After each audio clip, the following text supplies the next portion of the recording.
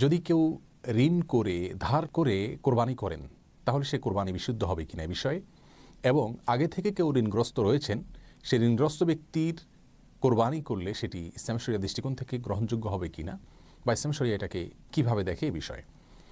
এ দুটি মাসআলার প্রথমটির উত্তর হলো, কেউ চাইলে ধার করে ঋণ করে কোরবানি করতে পারেন যদি তিনি পরবর্তীতে এই ঋণ পরিশোধ করার সদুদ্দেশ্য তার থাকে, ব্যবস্থা তার থাকে, তাহলে তিনি ঋণ করে কোরবানি করতে পারেন। জাগতিক যে কোনো কাজ যেরকম আমরা ঋণ করে লোন করে করতে পারি, রাসূল করিম সাল্লাল্লাহু আলাইহি ওয়াসাল্লামের জীবনেও তিনি লোন করেছেন, ঋণ করেছেন, সাহাবা ইকরাম অনেকে লোন করেছেন। অতএব লোন করে ধার করে ঋণ করে তিনি কোরবানি করতে পারেন যে কোনো ভালো কাজ, এমনকি দান সাদকা হজ উমরা করার জন্য যদি কেউ ঋণ করেন এবং তার ঋণ পরিশোধ করার সদুদ্দেশ্য রয়েছে এবং ব্যবস্থা রয়েছে, তিনি জানেন যে ঋণ তিনি পরবর্তীতে পরিশোধ করতে পারবেন ইনশাআল্লাহ, তাহলে তিনি ঋণ করে ভালো কাজ করতে পারেন। কোরবানিটাও একই রকম।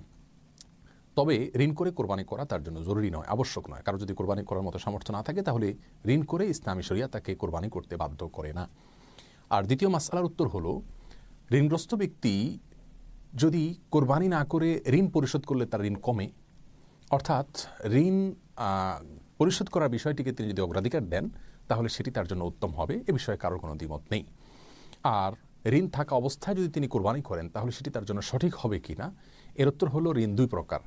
কিছু ঋণ আছে যেগুলো দাইনে মুআজ্জাল বলা হয় ইসলামী শরিয়ার পরিভাষাতে, ফিকহের পরিভাষায়, অর্থাৎ যে ঋণটি খুব দ্রুত পরিশোধ করার জন্য প্রেশার রয়েছে বা প্রাপকের দাবি রয়েছে, সেক্ষেত্রে এই ধরনের ঋণকে খুব দ্রুত শোধ করার স্বার্থে কোরবানি না করে ঋণ পরিশোধ করতে হবে। আর যদি দাইনটা দাইনে মুআজ্জাল হয় তাহলে সেক্ষেত্রে সেই ঋণ থাকা অবস্থায় কোরবানি করা যেতে পারে। যেমন একজন ব্যক্তি তার স্ত্রীর কাছে মহারানা আর ঋণ রয়েছে, মহারানার পাওনা রয়েছে, আরও এরকম অনেক সিস্টেমিক্যাল ঋণ থাকতে পারে যে ঋণগুলো তিনি হয়তো ধারাবাহিকভাবে কিস্তিতে শোধ করছেন অথবা নিয়মিত শোধ করে যাচ্ছেন একটি সিস্টেমের মধ্যে, তাহলে সেক্ষেত্রে সেই ঋণ থাকা অবস্থায় তিনি কোরবানি করতে পারেন, কোনো অসুবিধা নেই। তাহলে যদি এমন হয় যে প্রাপকের প্রেশার আছে, চাওয়া আছে, দাবি আছে, বা তার থেকে আমার সময় নেওয়া নেই, বা সেই দাইনটা ফিকহের পরিভাষায় দাইনে মুআজ্জালের সংজ্ঞায় পড়ে, তাহলে সেক্ষেত্রে সেরকম ঋণ রেখে ঋণ পরিশোধ না করে কোরবানি করা জায়েজ নাই। আমাদের সমাজে অনেক ব্যক্তি আছেন যারা অধীনস্থ কর্মকর্তা, কর্মচারী এবং কি কাজের লোক, এবং অনেক মানুষ আছেন যাদের পাওনাকে আটকে রেখে তারা বড় বড় গরু কোরবানি করেন। ইসলাম শরিয়া দৃষ্টিকোণ থেকে এটি জঘন্য অপরাধ। এটি তো সওয়াবের কোনো মাধ্যম হবেই না, কারণ হবেই না, বরং অন্যের হক না দিয়ে কোরবানি করলে তাতে আল্লাহ সুবহানাহু ওয়া তাআলা মোটেও সন্তুষ্ট হবেন না। অতএব আমরা এই ধরনের ঋণ থাকলে সেই ঋণগুলোকে পরিশোধ করাকে অগ্রাধিকার দেব কোরবানি করার উপরে।